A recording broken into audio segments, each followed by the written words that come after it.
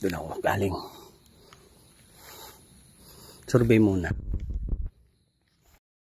Ito yung baging. Ayan. Himag kung tawagin yan. Gamot po yan sa karamdamang sakit ng tao. Gaya ng sakit sa bato, cancer or breast cancer. Mga diabetic. Lahat ng mga karamdamang sakit. Gamot po yan. Ayan o.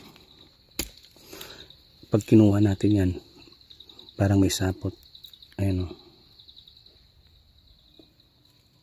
Ayan. Kuha tayo nito. Layo na ako eh.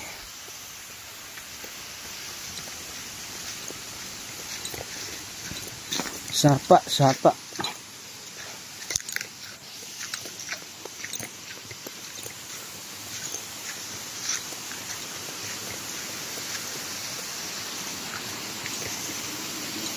Wow. Sundan ko kaya ito. Sundan natin yung sapa. Akyat tayo.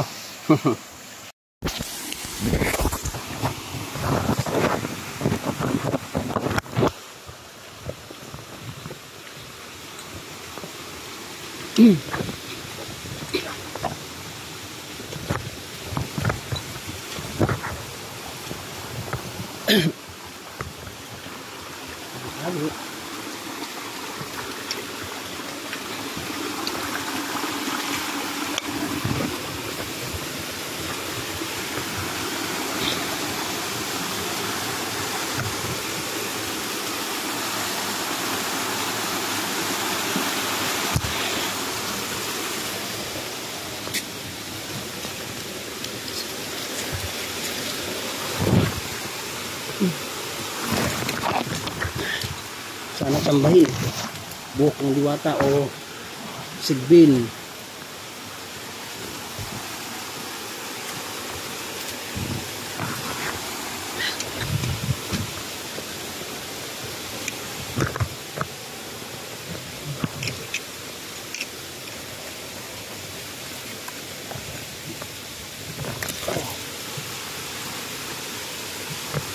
Sundan lang natin to kasi doon galing sa itaas eh.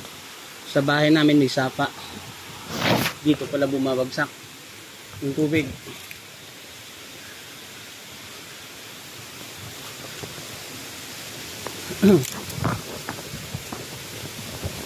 Tabi-tabi po.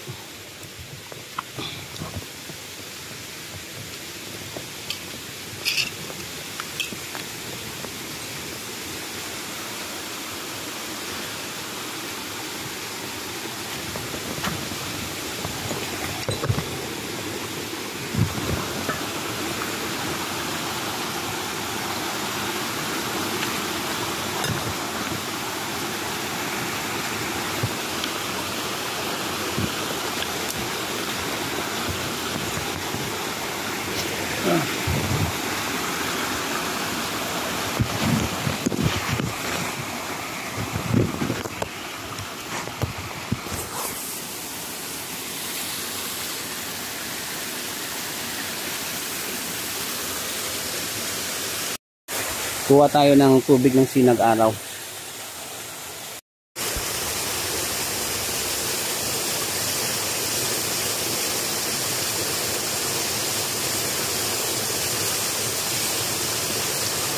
Sana mapuno. Kulin natin ulit. Okay. Malamig, malamig, malamig.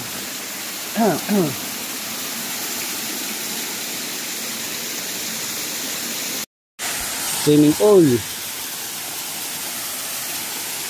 Di ko talaga tumayo yung balahibo ko eh. May presensya. Ay nako. Kadaan lang po.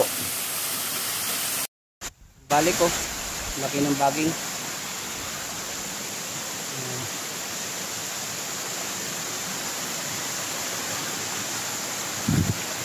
Yun pa yung isa oh.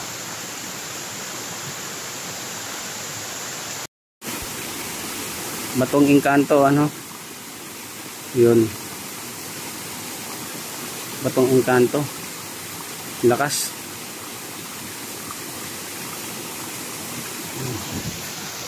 Oh. May treasure pa oh. Ewan ko lang kung treasure to o puntod ng matagal lang namatay.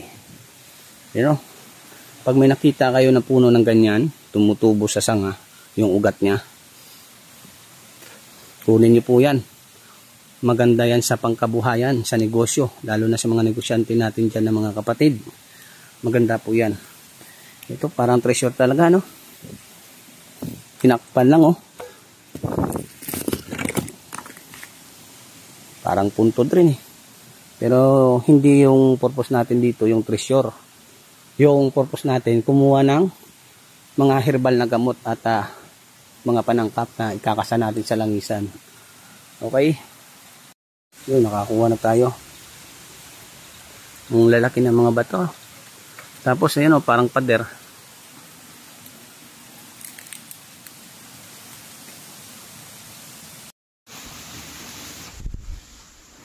Pintuan. Oh. Aron. Parang ahas o. Huli ng ahas.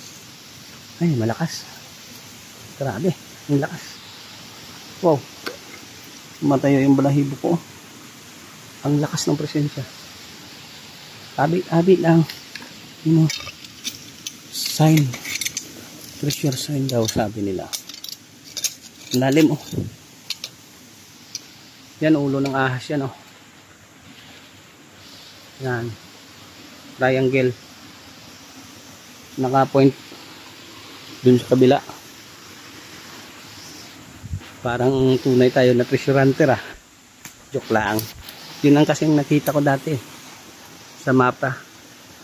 Ay, grabe yung presensya. Nakadungaw yung ulo ng ahas.